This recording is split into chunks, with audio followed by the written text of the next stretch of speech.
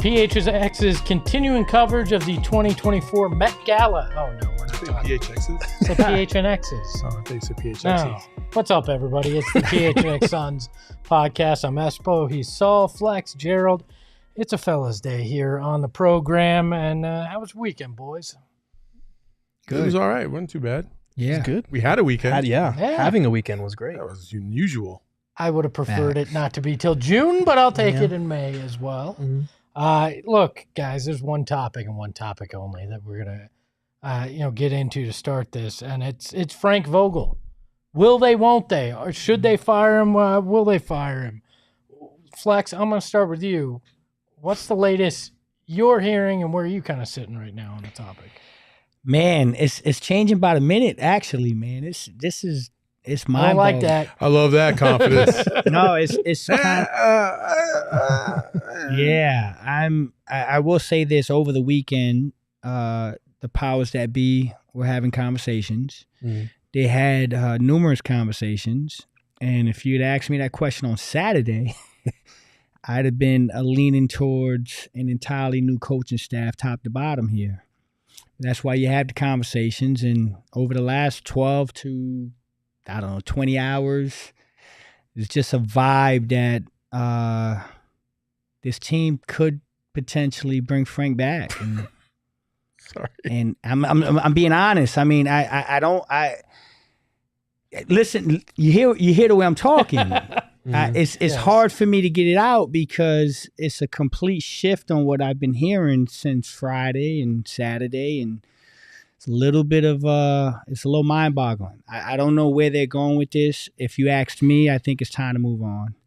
But I would not be shocked if they decided to bring Frank back and get us another run. Well, you're not the only one hearing that. Mark Stein on his podcast, This League Uncut, is hearing something interesting as well. And then Phoenix, we're going to have to wait and see. It's not 100% certain that the Suns would opt to make a coaching change. There were certainly reports in the immediate aftermath of Phoenix getting swept by Minnesota that Frank Vogel's job is in peril. But I have heard that one option that the Suns have considered is just completely redo the staff around him. Maybe there is a former player who can come in to be on his staff. Obviously, with Kevin Young going to BYU, that certainly opens up the lead assistant slot. So there will be changes on the Suns bench.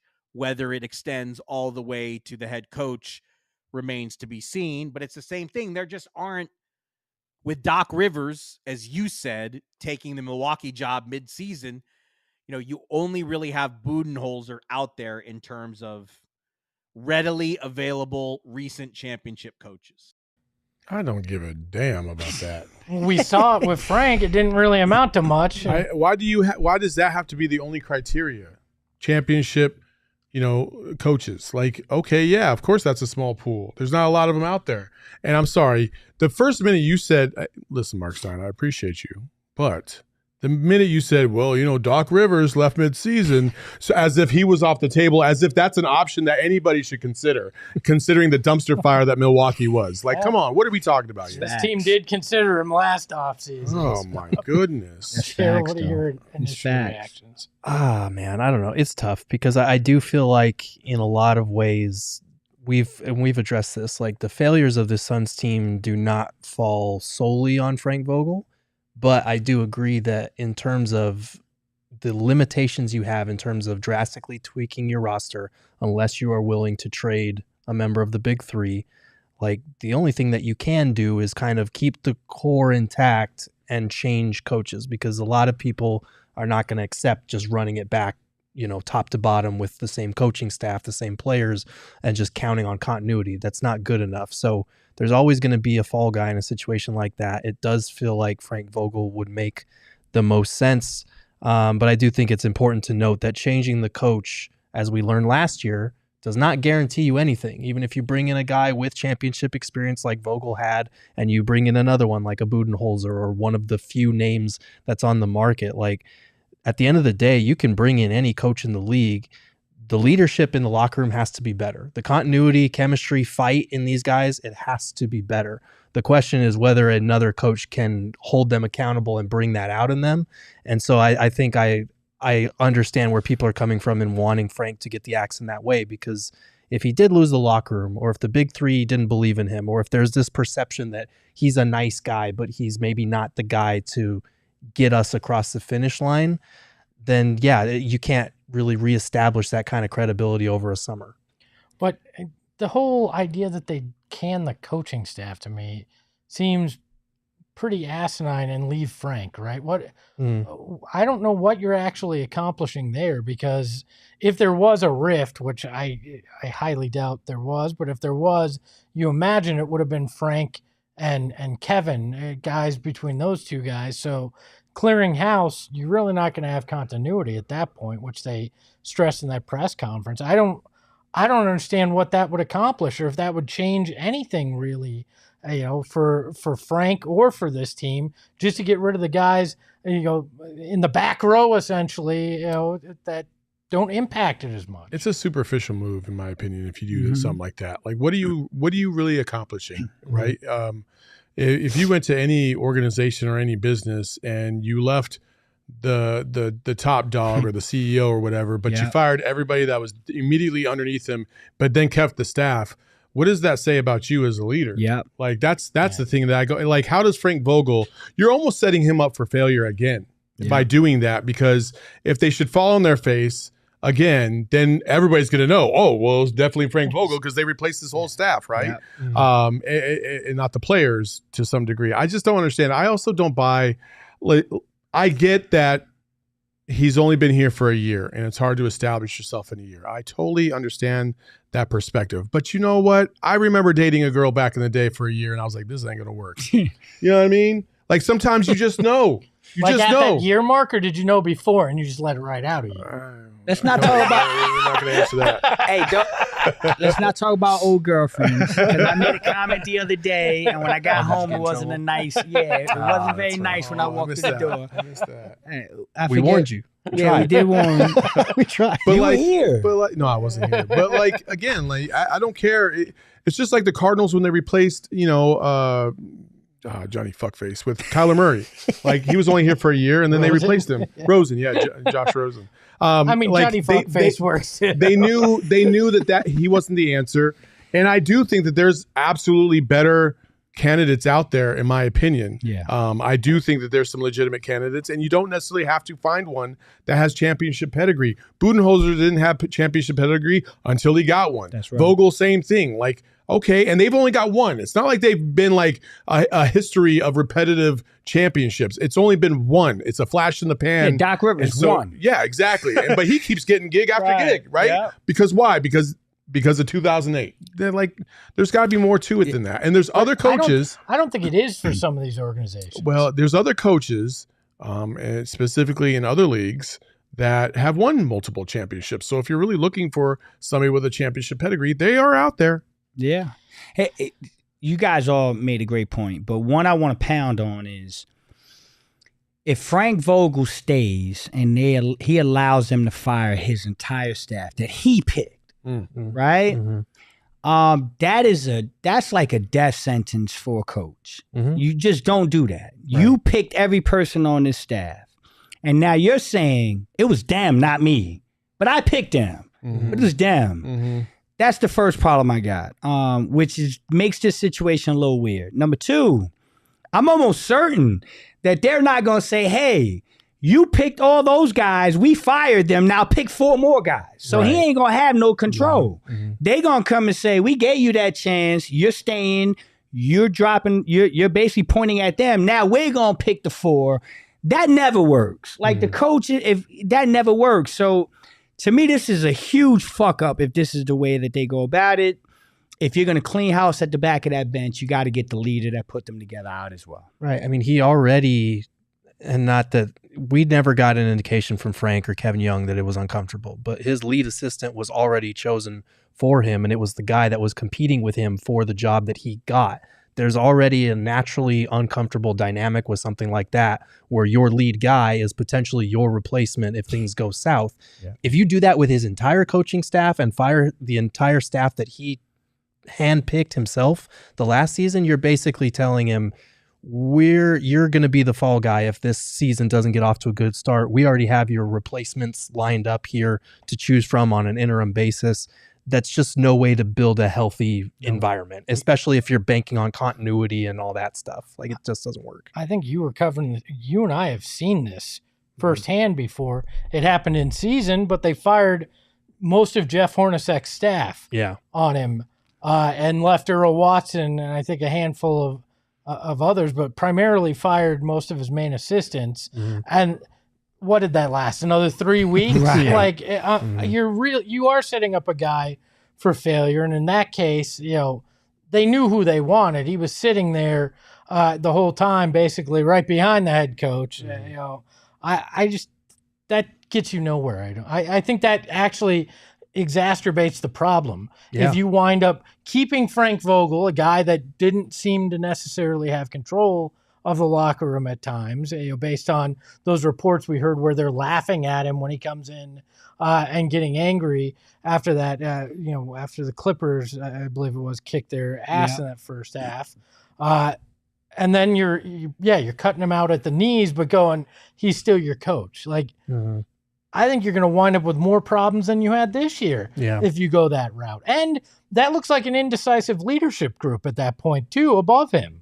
So at that point, now you're questioning everybody who's involved in that decision, including Jones, Bartlestein, Ishbia, and you go, oh, is Ishbia now like hedging his bet because of this new owner syndrome that everybody brings up? There's all sorts of things that become problematic if you just blow that staff up, but keep Vogel there. Yeah, it doesn't send the right message. And for Ishbia and James Jones, I wouldn't understand what the message would be behind that, which is why I'm kind of skeptical that that's even a thing that you would realistically consider. Because what does that solve? I want to hear that presser.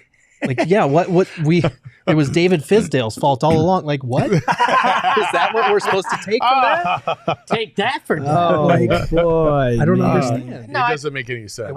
But listen, I joked about it beforehand, and if Matt Ishbia ever listens to this, I apologize. But I guarantee you there are not 29 other teams that wish that, and 26 of them wish they had Frank Vogel. I promise you that. That's a fact. I think what that press conference would be was, well, we've reviewed everything and we've determined that Frank did an amazing job with the defensive side of the basketball, but there were problems offensively and in other areas that we think we can fix by changing the staff and bringing in an offensive mind that can really work with these three guys and some guys that can help with the development of the Ish Wainwrights, the Saban Lees of the world. And we truly believe in this. And with Vogel's championship pedigree, we think we'll get where we want to go. We did win 49 games this year, which, we hadn't done except for 3 other years in the last 15. So we have the foundation. We just need to tweak this coaching staff to get it right. And that's what the press conference will sound But if the foundation is being set by somebody that doesn't know how to lay the foundation, then you're already screwed from the get-go. Oh, I'm not saying I believe that. No, I know, but that would be my next comment. Like, what do you have to say about that? That's how I feel about this. Frank is a nice guy, and he's a good coach, but I feel like he just feels to me much more of an assistant coach type than a head coach. And I know he had success in Indiana, and I know he had success with the Lakers. But that Lakers team, let's be real, they got a little lucky because of the 3-month layoff in between that and the bubble, and they were able to recover, and they were at peak strength to win that title. Like, that was a benefit. Travel. I'm not trying to dog them for it. They won the title. Good for them. But I don't necessarily think it was all just a Frank Vogel thing, especially when you had 2 guys playing at their absolute peak like AD and LeBron were. And they've had that team since, and they didn't do shit with it ever since then. So I just don't believe that Frank Vogel is necessarily the guy. If he comes back, then he comes back. But if you bring him back, you might as well bring the whole staff back because, again, I think when you're looking at this from an organizational perspective and even a PR perspective,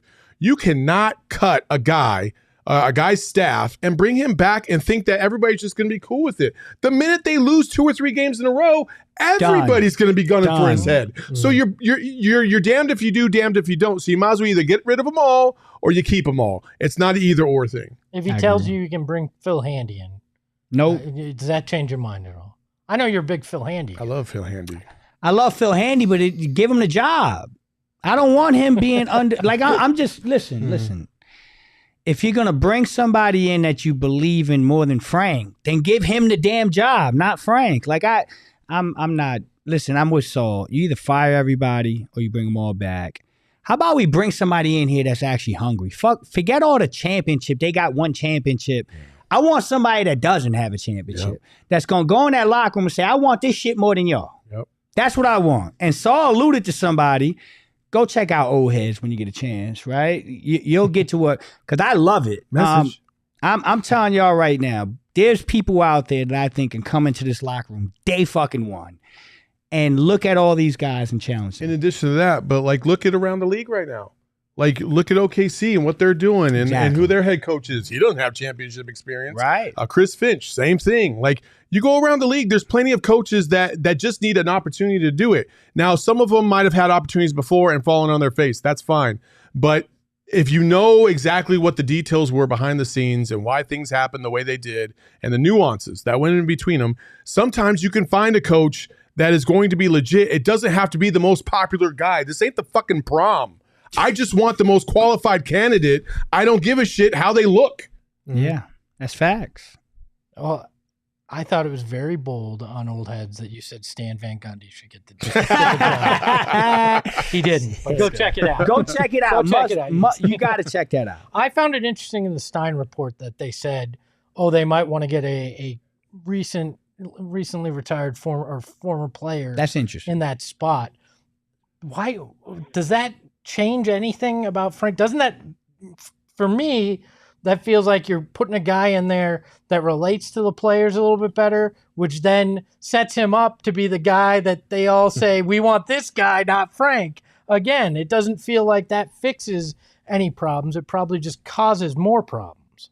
Yeah, I would agree with that. I feel like you bringing that mediator in to be the gap between Vogel and the players, you very well could turn to the mediator if things go south. Like it feels pretty basic there. Is there any reason to keep Frank? No. The only one I can think of is the fact that Devin Booker's had 6 head coaches in 9 years. But that seems like a very flawed reason to try to keep continuity in place, right? I will say this about Frank.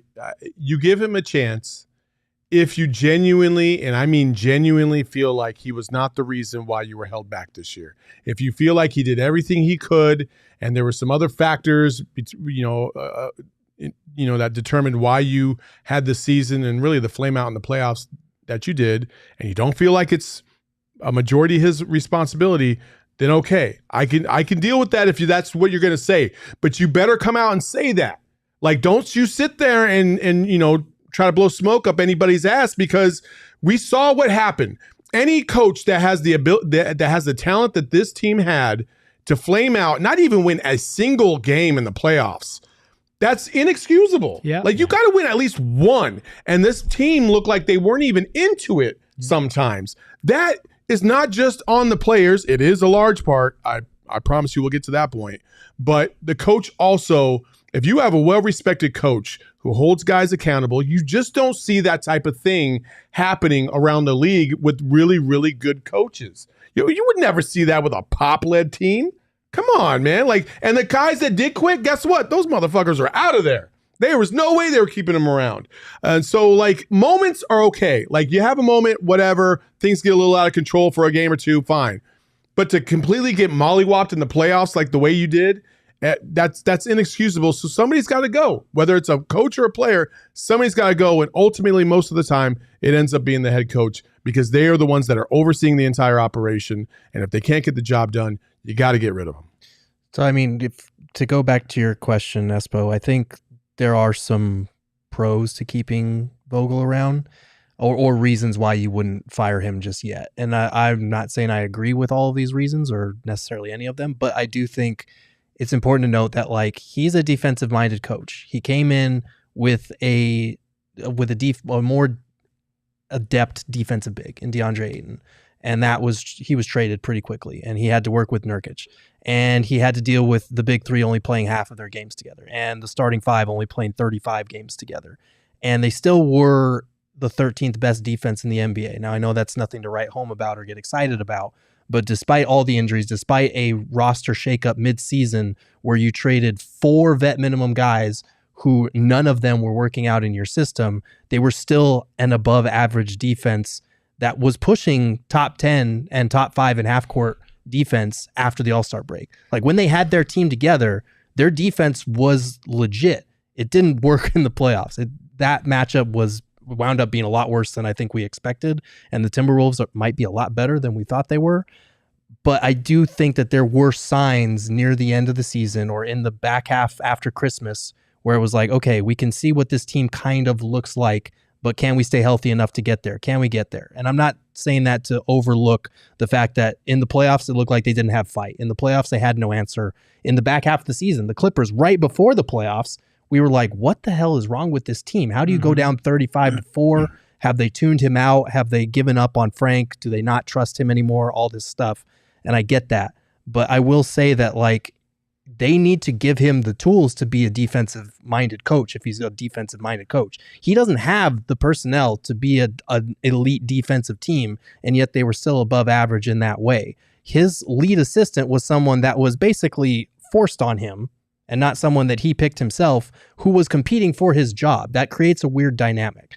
Like, I'm not saying that I think they should definitely bring Frank back or ignore all of these problems, but a lot of the problems are also on the players too. Mm-hmm. Like we've talked all year about how the leadership of the big three needed to be better, how Frank can't force them to care. He can't force them to execute sets and do things if they just want to roll the ball out there and hoop sometimes. Like those are things that I don't know that making a coaching change is going to change that. But I understand why you probably have to try at this point. There's 2 things that you just said though that I would kind of throw out there. One, you got to determine whether or not the sputtering car is actually going to click and go, or it's just going to fail out, right? And that's the thing that they're trying to figure out. Right. The second part is, and you kind of alluded to it, you need all the rest. You need all the ingredients to make a good plate of food. And we were sold at the very beginning that, one of those moves was obviously the DA trade and Nurkic being a better fit and stuff like that. But then you look defensively and some of the lapses were if DA's in there, maybe those don't happen as much, right? There's a lot of variety here in terms of the pieces that were put together on this team. I think there is something to be said about the fact that just about every single one of those, vet minimum free agents did not work out. And they had to replace basically the whole roster midseason. And so, like, is it Vogel or is it JJ or is it both? Or is there, there's a disconnect. And I think this just goes to the point of, like, not only did the team look like they were disconnected on the floor from time to time, but this organization, when you look at what they're trying to do, looks disconnected from time to time as well. You're looking at the front office and the decisions that they're making in terms of free agents and pieces that you think you can fit with Book and KD and Beal, and they just did not look like they fit completely well together like we thought it would. And so who's to blame here? And how do you fix that problem? They're just like us right now. We're all kind of lost, like, what the fuck just happened? And it feels like they're lost as to what just happened, which is a little bit more concerning because this is all they do. To me, you're either firing Frank or you're trading a major piece. I mean, you might wind up doing both, but I think you cannot come back with the same exact roster, or top end of your roster, and the same head coach, because that mix did not work in any way, shape, or form. And if you think Frank's the guy to motivate and that he can do that, and that the players were the ones with the issue, and that's why it didn't work on the court, then you got to move a major piece this offseason to rectify that if you feel Frank is the guy. Because status quo ain't going to work. It's just not, because you're going to wind up with a very similar result, I think, even if you just simply change the main assistant that's focused on offense there. Like that's the thing for me. But you did bring up something interesting, Gerald. I want your thoughts on this, Flex. If, say, this lasts another week and Denver loses to Minnesota and Minnesota looks dominant in that series, and they looked really good in game 1 in that win, does that change your opinion on Frank? Yeah, it does. And this is why I think they're taking so long. Everything Gerald just said is true. If you brought Frank in my office, Frank can tell me everything Gerald just said, and I can't deny that. You wanted a defensive team, I didn't give you the pieces. You wanted the big three, they didn't play together much. Everything that I was supposed to provide you, it really wasn't there. And yet you still only won, almost won 50 games. So yeah, if Minnesota goes out here and beats Denver in 5, it absolutely changes my perspective. Because it's like, okay, we thought this Minnesota team was a team that was supposed to dog walk, like my boy Saul says a lot, right? Turns out they're pretty damn good. They might be the best team in the Western Conference. So that sweep doesn't look as bad to me anymore. It's still bad, but it's like, okay, you might have been playing the best team in the Western Conference. Mm-hmm. So I think if they wait another week, of course. My problem's not with Frank, man. I think Frank is a good basketball coach. My problem with getting rid of Frank is not the basketball part of it. It's what happens off the court. I don't think he ever got that locker room. I don't think he ever got the buy-in. We talked about buy-in and belief. Mm-hmm. In order for a team to believe in themselves, they have to have buy-in. There was never any buy-in, I don't think. And that's my problem. I don't know how you bring him back in with a new staff and expect him to now mysteriously get them to buy in something that you just couldn't do for a whole season. So that's why I'm saying let him go. But yeah, to the Frank Vogel apologists or the people that still want Frank around, there's a shit ton of reasons why you would defend keeping Frank. I just don't think he can get that locker room back. Do you guys feel that way? About what? Like if the Timberwolves ended up sweeping or beating the Nuggets in 5, like does that change your outlook on what happened to us? Yeah, I think so. Because the perception was, and nationally even, that the Suns were supposed to beat Minnesota. Mm-hmm. Like it was a foregone conclusion. Almost everybody picked the Suns to win that series. So when you get swept and they look dominant, you feel a massive amount of disappointment. Now, if you went in and everybody said, nah, Minnesota's just that good, you're the 6th seed, it's going to be tough to win, and you go out and you don't, I think it does change the perspective. And if they go in and they beat the defending champs who have home court and do it convincingly, then you go, well, maybe that 7-3 to end the season wasn't a mirage. Maybe we just happened to run into a buzzsaw playing at the highest of levels at the wrong time. Like Anthony Edwards goes nuclear and you just can't do anything about that, because especially if they do that and then they either have a competitive Western Conference Finals or they actually make the finals, it changes the whole perspective of how you lost. I get that, but I also I go back to remember what Book said about that 64-win season, about how there was things that they needed to fix, but they didn't really acknowledge them because they were winning every other game, right? And then they got dog walked in that game 7 in the second round. And I look at this team, and I can't remember a game this season where I was like, damn. That was, man, they were all on the same page. They were clicking. Defensively, they had a few moments. Offensively, they had a few moments, but it never felt like there was like a game that I can think back to where I just felt like they were just all clicking. This is the image that they tried to paint for us, right? And we're seeing it right now live, even in that last 7 to 10 game stretch. And that's what I look at. I look at the entirety. And when I look at this Minnesota team, I'm sorry, man. I just don't understand how you didn't barely win 3 games. You kicked the shit out of them for 3 games. And I understand the playoffs are a different animal. I get it. But it shouldn't be that much of a different animal to where you get absolutely blasted in 4 games as opposed to what just happened in the regular season. It shouldn't be that big of a swing. So I don't really care about what happens to Denver. Like, if Minnesota wins, cool. They clearly were a really good team playing at a high level. I won't take that away from them. But you were barely even competitive in these games until like the last game, and that just can't happen. Perception can impact a lot. Yeah. The last thing I'll say on that topic is, I went back and looked at that Minnesota-Denver game. And, bro, I was mind blown at how difficult they made it for Denver. Mm-hmm. And it brought me flashbacks. I'm like, oh, damn. Mm-hmm. This big three, this is we're not the only ones that can't score against this team. They held them to 91 points or something like that. So, I think if this continues against Denver, it definitely changes my perspective a little bit on how Frank went about this, how the team went about this. I'm with Saul. I still don't think you should get swept. You should find a way to adjust and make some adjustments and get a win. But I didn't believe Minnesota was this good. In game one, I'm like, okay, this team might be the best team in the Western Conference. We'll see. It's a little early, one game. They get through Denver, I think they're going to the finals. Yeah. I really do. I don't think the other two teams can beat them if they get through Denver. If I were a betting man, and I am, I'm going to say Frank Vogel gets fired. And if you want to bet on that or other things, our friends over at BetMGM have you covered. And it is a BetMGM Parlay Monday. I'm going to give you a parlay that I think you should take to the bank tonight in the Minnesota-Denver game. Give me Nikola Jokic 50.5 PRA. I think he's going nuts tonight after a struggle. How many PRA? 50. Okay, 50.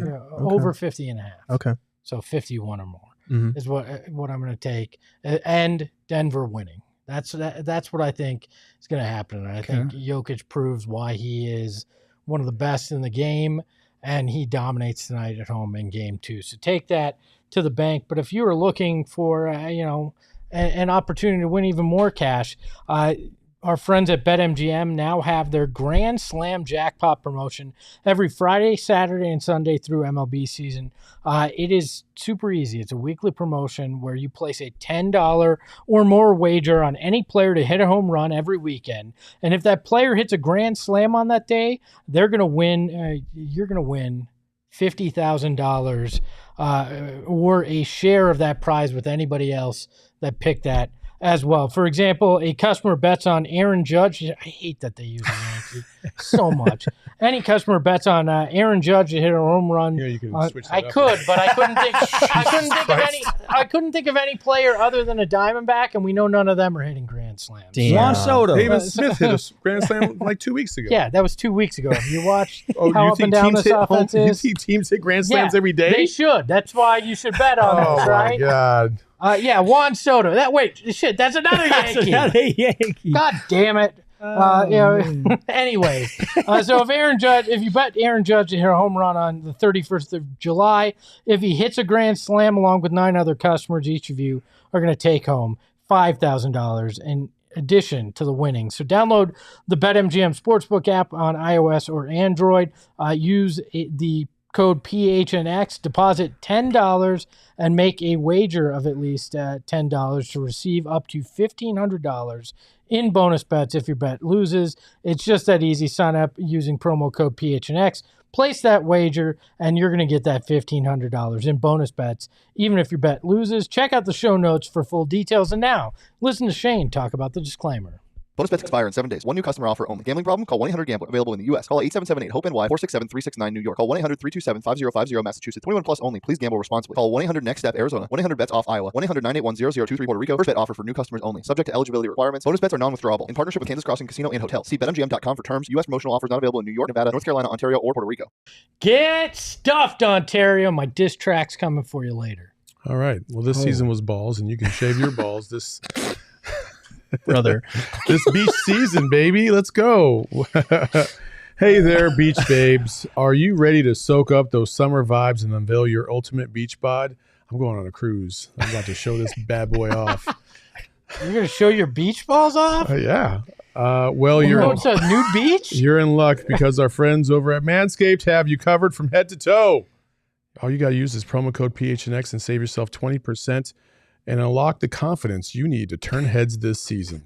Join the 10 million men worldwide who trust Manscaped.com. Also, by the way, 20 million balls. Also, by the way, just throwing this out there, you don't have to be a man to use this. It's for all genders, just so you know. That is true. It's a trimmer. Why isn't it a human scape then? It's a trimmer. It should be a human scape, but it's all right. I'm just letting you know The ladies can take part in this too. Not with the balls part, but you know what I'm saying. Yeah. So embrace your summer bod goals with our all-inclusive performance package 5.0.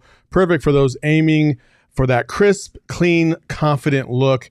The updated Lawnmower 5.0 Ultra Groin and Body Hair Trimmer got a summer makeover.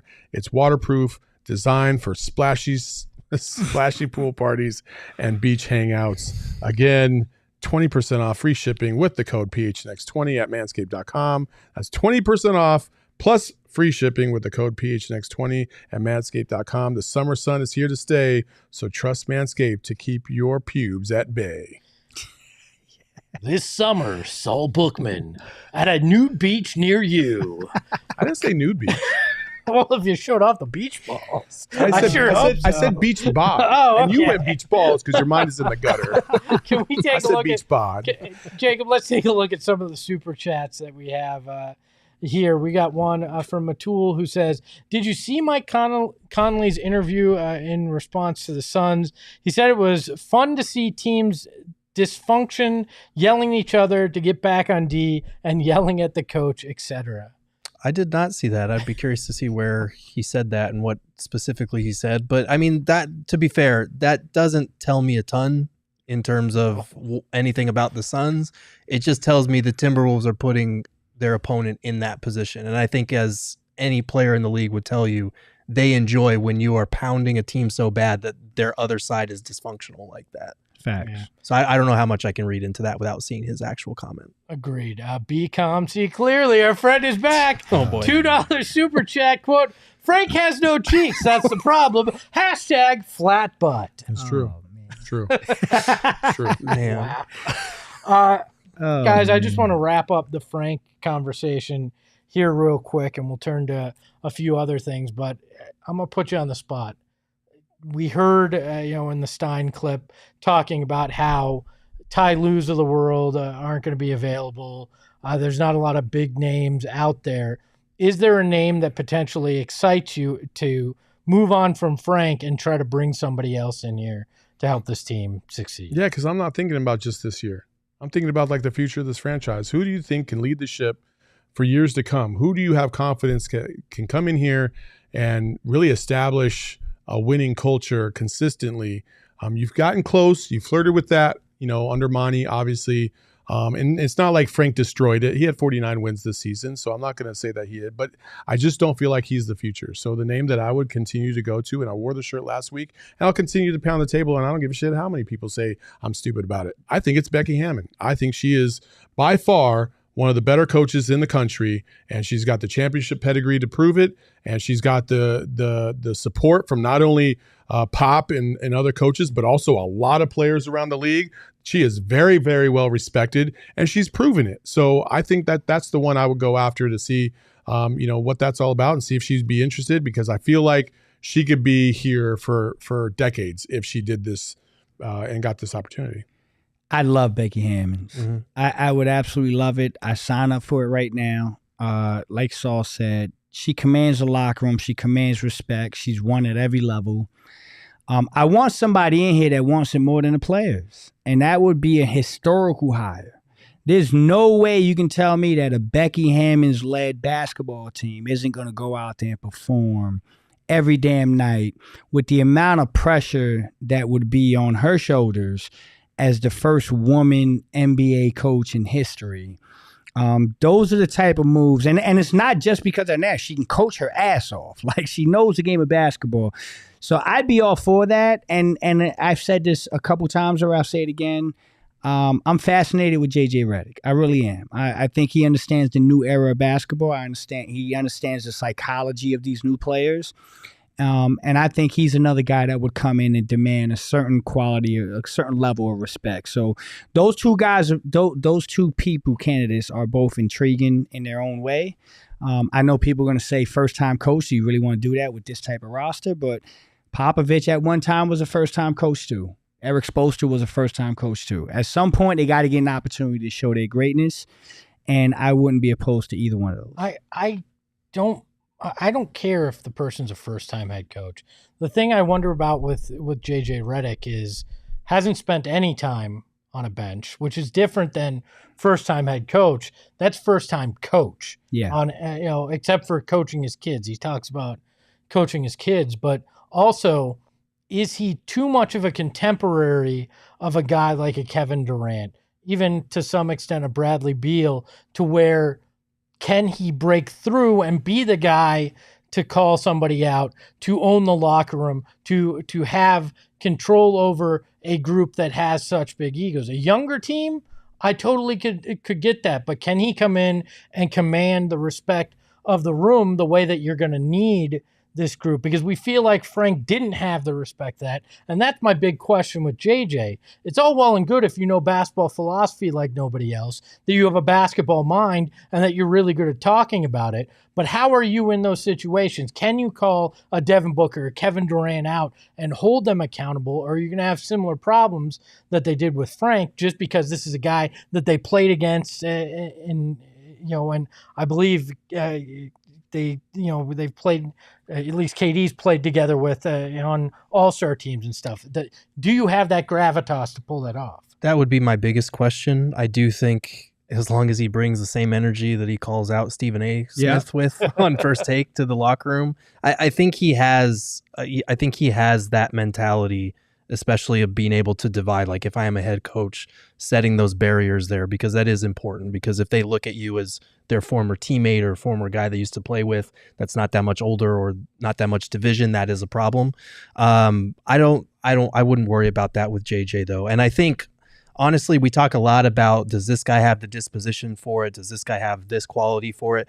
A lot of times, if you just win, all this other shit falls into place. If you have the system, if you have the sets, if you have the proper pedigree there to get these guys into shape right from the start and start winning games, the confidence follows from there. I think a lot of it with Frank was because they were so up and down all season in the win-loss column because they didn't have their guys.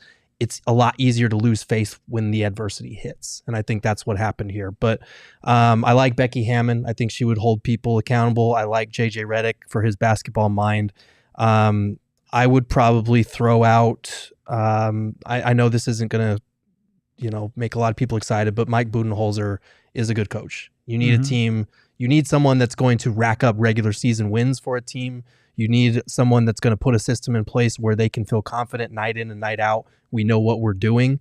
And Budenholzer is one of the best in the league at cranking out regular season wins, at building that sort of thing in multiple locations where he's gone throughout his career. So as much as people point to his playoff shortcomings, and there are those, there is no perfect coach that has experience that's going to come in without their share of flaws. And I do think, like, the fact that he has been to the mountaintop with talent, I think that does matter a little bit. Do you think his 5-out offense that he's run in a lot of places works with this group? Or do you think the key is you want a guy that is willing to alter his system to fit the pieces? I mean, it depends on what pieces he has, if he were to be hired, what pieces he has. Like, does he have a center who can actually spread the floor as a stretch five? I think that changes things. And I think it helps open things up for a team that unfortunately is still very mid-range oriented. But again, I think it just depends on what moves they make on the periphery then to help with whatever style he's going to bring in. Willie Green, I know he's under contract with New Orleans, but we've always heard where there's a will, there's a way. I'd probably reach out and see if there's any opportunity there. I'm guessing there wouldn't. I love the Becky Hammon hire. I'm intrigued by JJ Redick, but like I said, that my biggest concern is, could he control the locker room? Another name that has been whispered as people are starting to get interested in is Jared Dudley. I don't know that he's right here, but he's started to get attention in Dallas, but Ty Lue's off the board. Jason Kidd, not that he would have been a fit here, but maybe in LA, is now off the board. So these names that have been typically trendy in talking about this won't be part of this. I think you better have a name or two names that you want to go after and think fit this job perfectly if you're going to let Frank Vogel go. I don't know. I don't understand the JJ Redick stuff. I really don't. Like, yeah, he's a brilliant basketball mind, but again, that doesn't mean that you can do X's and O's on the sideline in the heat of battle. He hasn't been an assistant coach, which is which is the difference between the two other guys that were mentioned. They had rode the bench before getting their first opportunity and then succeeded with that.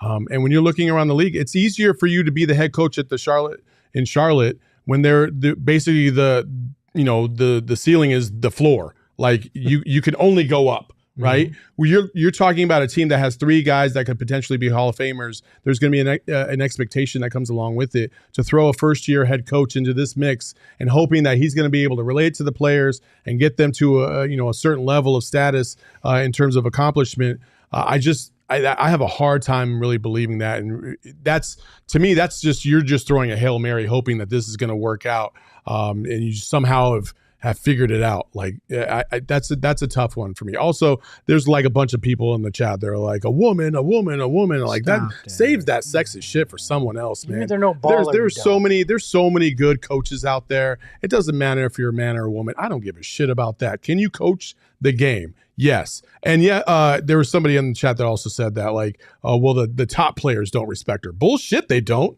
Go around the league. You'll find out quickly. There's a lot of the top players. There's top players in Phoenix that respect her. So miss me with that shit.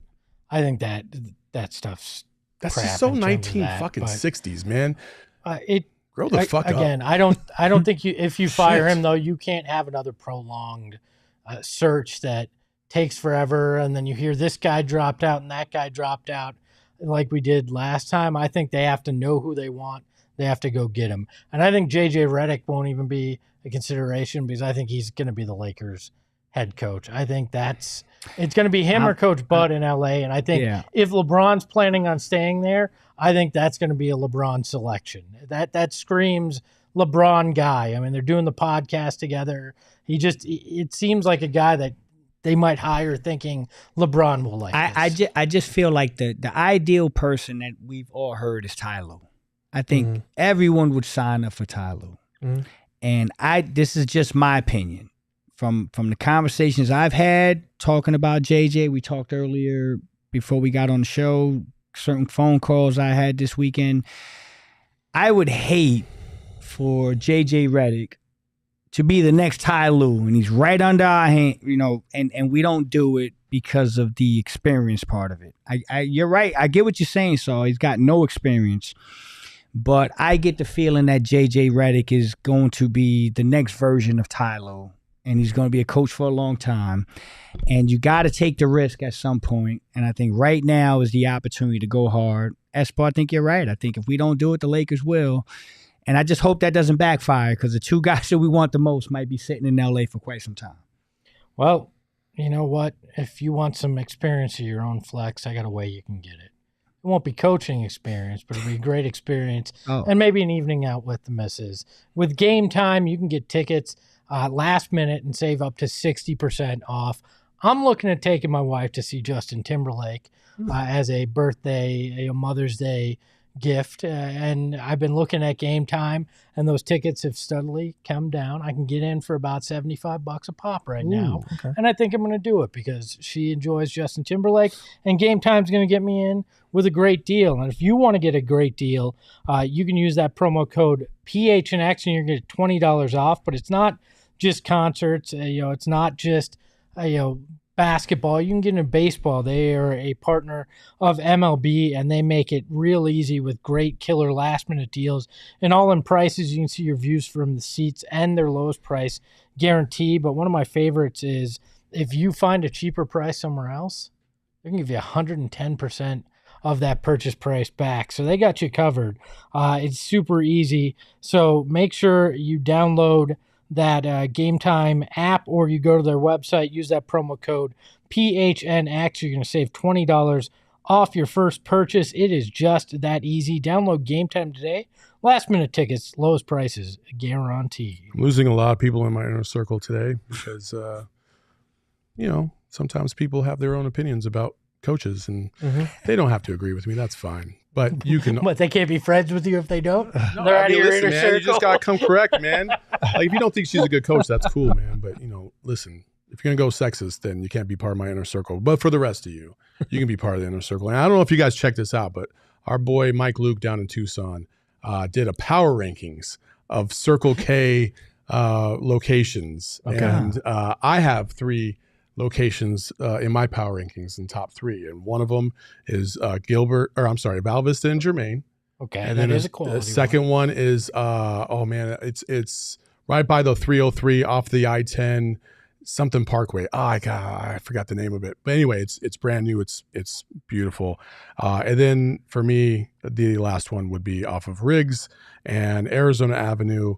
It's on my way to work, so it's a nice convenient stop, and I can load up on all the beverages and save myself some money on gas. And you could save yourself some money on gas by becoming part of the Inner Circle, America's Thirst Stop, new free membership program, and save 25 cents per gallon on your first 5 fill-ups, and save 3 cents per gallon every day. And once you utilize it a couple times, then you get promoted to 5 cents off a gallon, which is pretty dope.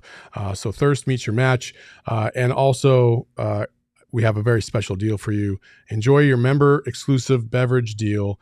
Inner Circle members like you can get any size Polar Pop or Froster, guys, for just 69 cents. Nice. There you go. Now through September 3rd, find it in the app under Inner Circle offers. Join the Inner Circle for free by downloading the Circle K app today. Terms and conditions apply at participating locations. Visit circlek.com for details. Have you been to the new one on Lindsay and Germain? My favorite. Love it. Great location. There is not one on Lindsay and Germain. It's Greenfield and Germain. Excuse me. You sure? Are Yeah. you No. sure you're not talking about Val Vista and Germain? No, because that's brand new. It's Greenfield. I'm confused, guys. Now I'm lost. Maybe you are right. Maybe I am thinking of the same. I know. It's the one south of the yeah, okay. Anyways, Omar with the $4.99 super chat. It says JJ confused. Redick is the only guy Book has done a podcast for. Should tell you how much he has respect for him. Yeah, I mean, they definitely got respect. Yeah, I think I'm not hiring him because he did a podcast with Book, though. Be calm. See clearly. We're not reading that. Okay, We're not thank you. reading that. I thought you were actually going to go for it. Homie. No. Leo says, I'd like to see Diana Taurasi with the Suns coaching staff. I love DT, but I would much rather see her in the broadcast booth because her commentary is spectacular. I don't know if you ever watched the alternate broadcast with her and Sue Bird for the women's Final Four. She would be a national treasure. I think that she would be a perfect replacement for Charles Barkley if he ever left inside the NBA, or whatever iteration of that's going to come if NBC gets it. I would love to see her in the media. I'm selfishly. And also, like, it's not popularity either. It's not like how great of a player you are and what you can do. It's like, do you have the mentality to be a coach? Not every player has the mentality to be a coach. Nope. Michael Jordan didn't have the mentality to be a good GM because he compared everybody to himself, and he didn't understand why they couldn't see the game the same way he did. Like, there's a difference in perspective that you have to have, and there has to be relationship building at so many different levels. You have to know how to get through the players. And again, like, this is about pedigree. It's not about what you did as a player. It's not about how much money you have. It's not about how good you look. It's about, can you get the job done, and can you do it at a high level? And the players or the coaches that we mentioned have done that, and they can prove that they can coach at a very high level and relate to players nowadays, because it is a different era nowadays than it was before. So that's why, listen, you got to get out of your 1960s stick and you got to figure it out. So another crazy rumor this weekend. Rick Bucher wrote a piece in regards to Devin Booker he was talking to some anonymous Eastern Conference general managers. Of course they're anonymous. He had this passage that from his piece. He said, one Eastern Conference GM unsolicited asked, quote, does Book want to stay in Phoenix? Unclear, end quote. A second Eastern Conference executive pointed to the Spurs and the Oklahoma City Thunder as other candidates who could see Booker as an ideal fit. For the Spurs, would be pairing him with rookie big man Victor Wembanyama, and the Thunder already have a promising young backcourt in point guard Shai Gilgeous-Alexander and shooting guard Jalen Williams, but both being practically the same size as Book at 6'6", could make for a formidable trio of two-way threats. Okay, why is this even being written? It's pure and utter speculation that has no basis in fact. And B, why, when Devin Booker's talked about as a trade asset for somebody else, he's a great two-way player. But when they talk about him on the Suns, it's, he's only a scorer. He doesn't have that defensive side. It's like everybody wants him, but nobody wants to admit that he's good where he's at. Flex, I'm going to give you the floor because I know you're passionate about this. Can you reiterate any of what we've talked about this article? All nonsense. It's all nonsense. I mean, I don't know where they come up with this stuff. It's mind-blowing. Shit, I'm a Viking fan. I love Pat Mahomes. I think Pat Mahomes would look great with Justin Jefferson. That's what we're doing here. Does he want to stay in Kansas City? Unclear. Like Pat, I heard his favorite color was purple. He might be coming to Minnesota, guy. What are we doing, man? Like, I don't know how clear we could be about this. Devin Booker does not want to leave Phoenix. The Suns are not shopping Devin Booker. And all this other stuff is just craziness. The San Antonio Spurs? Like, yo, I lived in San Antonio. I've driven through OKC. Man, there you go. There you go. No. You think he's going, man, I really want to trade in Scottsdale for whatever that dusty-ass road in San Antonio with the one club that's a country bar. How many cows can I get? Oh, okay, cool. Oklahoma City, you say? What's to do there? Everything closes at 6 p.m., right? If only I could go to Utah, like what is that? And the Oklahoma City part where they're like, you can have a trio in the backcourt. So apparently they're giving up nothing to get Devin Booker. Yeah, zero assets. They'll have everything. It'll be amazing. The funny thing about the OKC one, too, is if you actually take the time to look at their salaries and you look at their contracts and how they're structured, they'd have to give up about 16 players to add up book salary. Yeah. Like, I'm exaggerating a little, but come on, man. Like, it just doesn't make sense. How you literally would have to throw in Shea. No, there's no way to do it without Shea. Yeah. Or you have to trade all 11 players to get to his money. So what are we talking about now? And San Antonio is very much in that same spot. Who's their high-paid guy? You're going to better give me Wemby, and that's probably their highest-paid player. Pop? Book for Pop? I'm just kidding. Oh, man. I mean, he's only got a 3-year one left, too. Well, I mean, that'd be perfect for this roster they put together. So. I say if people want to speculate, I will say this. Pop and Book are tight, right? Pop loves Book. Message. No. Pop leaving Wemby for Phoenix. I said it.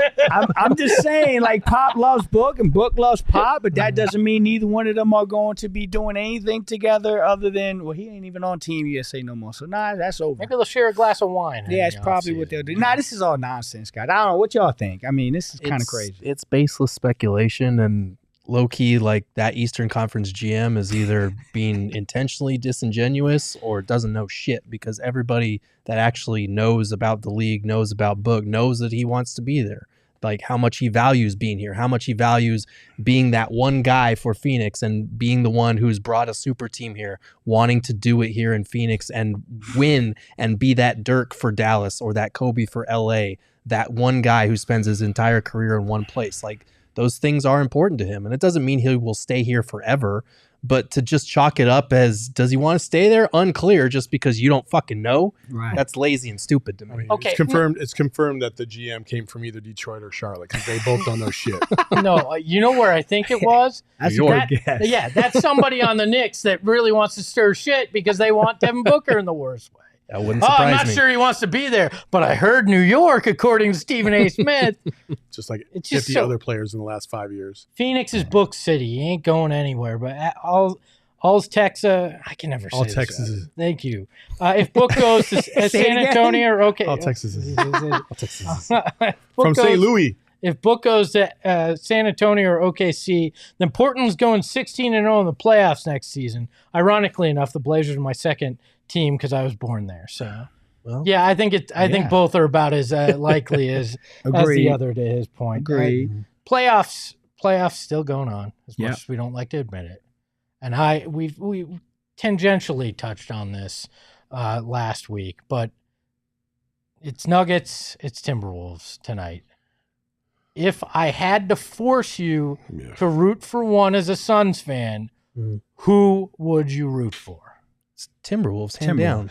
Minnesota, Hands down, Timberwolves. Because if you like, it makes more sense just logically speaking. Like, if your team gets your ass beat by a team and then they get knocked out in the second round, what you're going to feel good about that? No. Right. You're I'm not going to gonna feel a feel lot good better. either way. You're going to feel a lot better if that team turns out to be legit than if they get knocked out unceremoniously in the Gerald, second round. You I do absolutely agree will. with that. You guys I do are agree so- with that. You know how many You guys are times too we get- emotional. That's No, what no, it is. hold on, You guys dude. are No, I have logic. zero emotion. I don't give a shit. I don't Why? like both of those teams. Why? And if the Minnesota Timberwolves win the NBA Finals, I could give two shits less. It doesn't make me feel any better about the season of us flaming out and getting swept. It makes you look better. It makes you feel a little bit better that, yeah, we lost to the champs. We lost to the best We team, lost to right. the best team that was playing basketball great at the right time instead of a team that got dog walked in the second round. That makes you look a lot worse. How do you feel about the last 56 seasons?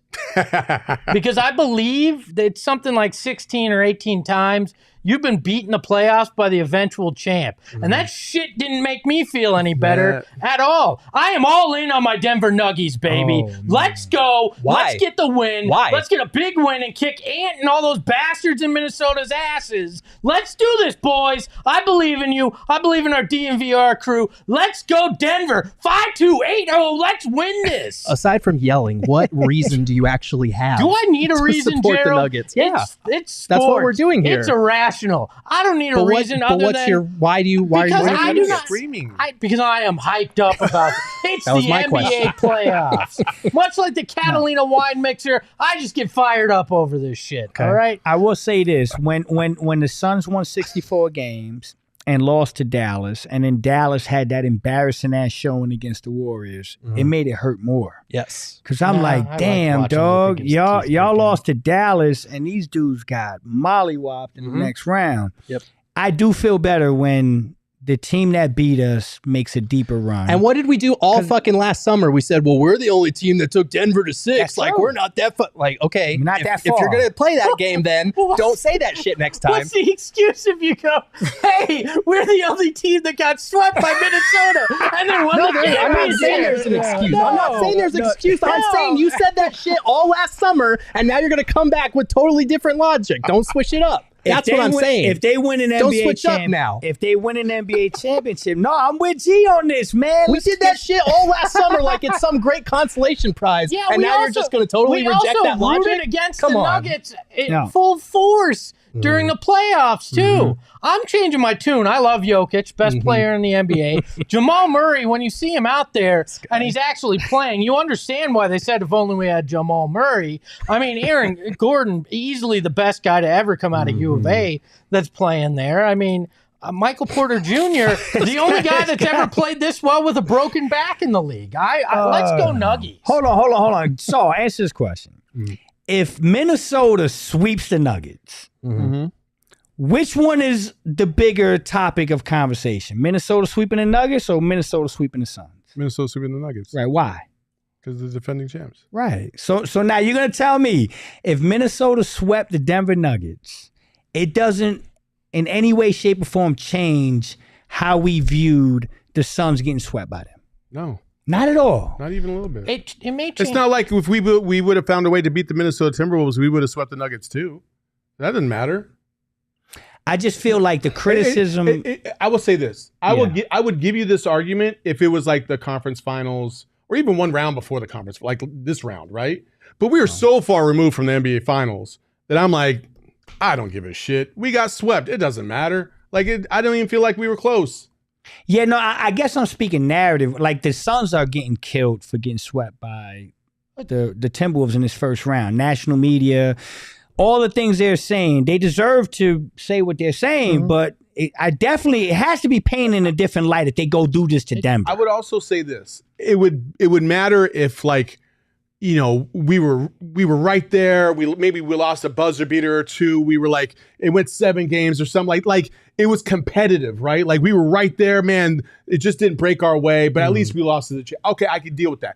We got fucking swept. Yeah, we got We weren't swept, even yeah. close. Like, I don't feel anything. I'm numb. Flex, I think you're right. Might be a different That's issue. in general. Might be a different issue. But Flex, I think you're right from a national narrative perspective. I think it does change things. As a fan, I don't think it makes it hurt any less or feel any different for me if they went out there and swept the Nuggets, because that just means the Nuggets performed just as badly as we did. It doesn't change Or does it mean that the tip? Or does it mean that the T-Wolves are really the whole damn first round good? series was about what was wrong with the Suns. What if it's just what's right with the Minnesota Exactly. Timberwolves? What if they're a really fucking good team and we didn't give them enough credit? Okay, well, you know what that tells me? Then we're not good enough to beat Minnesota, and we weren't good enough to beat the Nuggets last year. But you use that to inform your decision making over the summer instead of making drastic moves like, oh my God, we're so far away. What if it's we need to catch this specific team or these guys? If Minnesota jack stomps everybody on the way, you're still that far away from being champions. So you still are going to have to make those Hold on. moves. Now, I will say this: if you had the ability to see the future, and going into that Minnesota series, somebody came with a crystal ball and said, you know these guys are winning the NBA championship. And this team you're playing the first round is going to the NBA finals. I swear to you, we view it differently. I think the Suns go into that series differently. Like, hold on. No, they back it up and are done before that. I don't think so. Listen, I think there is a part of this basketball team that really went into that Minnesota series saying exactly what everybody else said. They're not experienced enough. They're not good enough. We dominated them in the regular season. I think they slept through the first 2 games and then realized 2 games into, oh, shit, we shouldn't have done that. This team's pretty damn good. That's what I think. I don't think they woke up in game 3. I think after game 2, it was like, damn. Yep. We're in trouble. But I know people that after we lost the 2 were confident Phoenix can go win 2 more. Yeah, you were one of them. I was. But I'm telling on myself right now. Listen, when I saw game 1 versus Denver, I literally I'm looking at the people in the room with me and I'm like, hey man, I was all wrong. This fucking Minnesota team is really good. Like I would not be shocked at this point if they beat Minnesota, if they beat the Denver Nuggets. Right. If they beat the Denver Nuggets, man, I believe they're going to the NBA Finals. And maybe Frank Vogel will keep. If I own the Suns and the Timberwolves swept the Nuggets, Frank, you get your job back. Okay. Well, I get your job back. I never got to answer the question. Go ahead. Okay. I'm going for the Nuggets. What? Just kidding. That's right. It's honestly, it's just semantics. It's just because they're in the company, and that's all I give a shit about. Okay. Listen, you guys are all fired up, but you guys need some OGs to just calm down. Well, hold on. I want to just make it clear that Gerald and Flex are Minnesota fans. That's what we learned. Yeah. So go to OG. Well, he's always been. I'm a Viking fan. That was not the question. OG's the See, best. this man just deals in straw man. He doesn't answer the fucking question. OGs. I answered the question. You didn't give me a reason why. You just spouted off some 5280 bullshit and yelled into the mic for 30 seconds. Hold on, Gerald. Are you new to this show? That's what I do with the Suns too. Gerald needs some OGs right now. So calm down, maybe a little indica. You guys can have some sativas. Wake up. Our buddy B. Comsey clearly definitely is on some shit. Well, we'll get to I that don't know one. if it's OGs or not, but check out ogsbrands.com to find the closest edible to you, the closest dispensary to you to get to find edibles if you can find them on the shelves. It's in the drawer over there. They got the indicas, they got the sativas, they got the Rick Simpson oils, the RSOs, they got the little mini, dosings, and then they also got the big tangerine vegan gummy, which is fantastic. I had that last week. Is awesome. You'll love it. And the edibles, to me, taste the best out there. So check them out, ogsbrands.com. Find the closest dispensary to you to enjoy. And remember, you must be over the age of 21 to partake. Have you ever met Rick Simpson? They do parties pretty well. That's what I've guessed. You know what? If you want some edibles, you can get $200 to buy a lot of them. No. Why not? No, we're not doing that. Max, we need All you. right, fine. He For said more, you could go to DFCU to more- get $200 so you can buy more edibles. Max said no. For more than 84 years, Desert Financial Credit has been Arizona's largest and most trusted local credit union.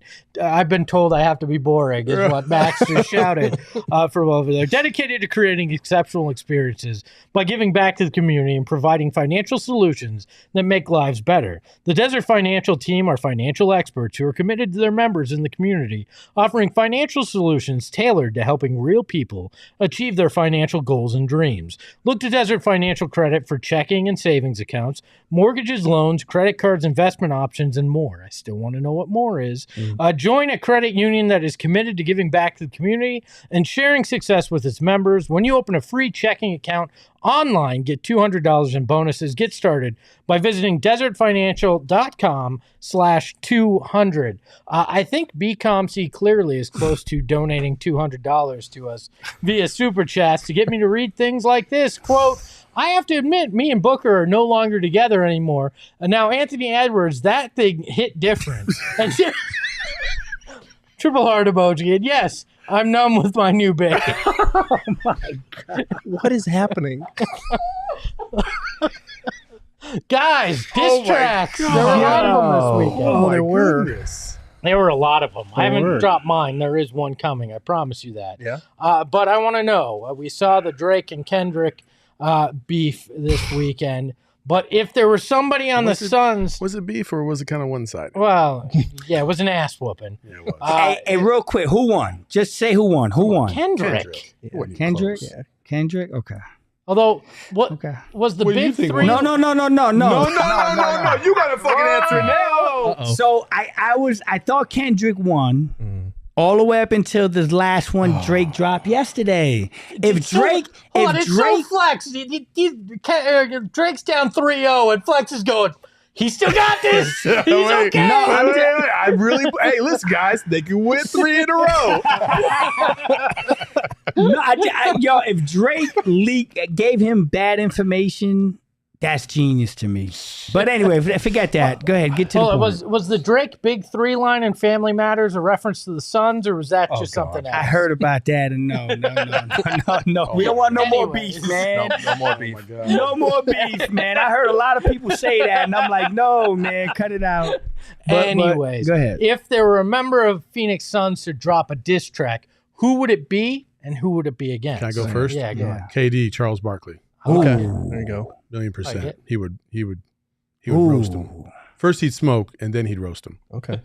That's facts. You want to go, G? I was gonna say KD and Draymond Green because I would love to see that because I feel like Draymond would get in the booth and record one back. Okay. I would love to see that. All right, I'm sticking. They're too close, but I'm kind of with you. I would say Nurk and Draymond.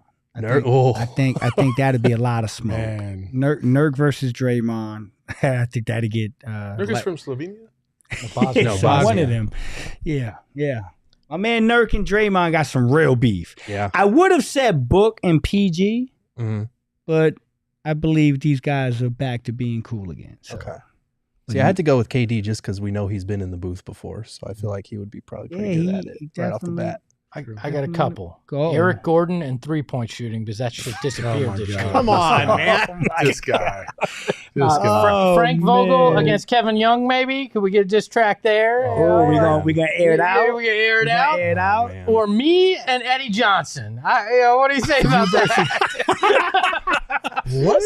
Yo, you gotta explain that. What? You gotta explain Eddie and I have that. fake beef. We just give each other shit. We Oh, always okay. have. I mean, he gives everybody I know. shit. If he likes you, he gives you shit. There Okay. is somebody, but I'm not going to say who I'd drop a diss track on over there. Keep We'll that. it- Yeah. No. No, if it were in here, everybody knows it'd be you. I'm talking over there. Actually, you know what? I'd love to drop I got one. What? Go ahead. Jacob against Lindsay. Oh, yeah. Oh, yeah. Yeah, Jacob Ooh. dropped Oh, a yeah. Lindsay He's like, diss you know what? track. I've had it. Today's your day. Oh, I'm about to blow your shit away. Let's go. Oh, How you got about the Robert bars with Sarver it. dropping a diss track on our man Baxter Holmes? Oh, God. He's got billions of dollars to produce that shit now. I think I Baxter mean- could just tweet out the link to his article. Yeah, Matt Exactly. Ishby and Dan Gilbert have some smoke. Oh, Them could two you dudes imagine are that bad. mortgage diss Oh track? man, that'd be a straight mortgage Oh beef. man. Yeah, I feel like with as fast as Ishbia talks, it'd be like a twist of The only thing lower than your IQ is my APR, bitch. Yo. Hey, this went a whole different. Yeah. Oh, my God. I Land like the plane. it. I like it. Land the plane. But Pyro wants to know Bars. who will draft this year. oh Pyro. Pyro, we will get to that. I promise you. We'll have plenty of draft Oh, episodes man. coming up. But right now, I don't think any of us can think on any of that. Could be an NBA veteran who's We have already in the skid league. off the runway. We have written diss tracks. We have gone through coaching carousels. We've done everything. It's time to get out of here. You can follow Gerald at Gerald Bourget. You can follow Flex at Flex from Jersey. You can follow Saul at Saul_Bookman. You can follow the show at PHNX_Suns. And you can follow me at Espo. And remember, be calm, see clearly, take less of whatever you're on. Ahoy, hoy. We all silly like the mayor.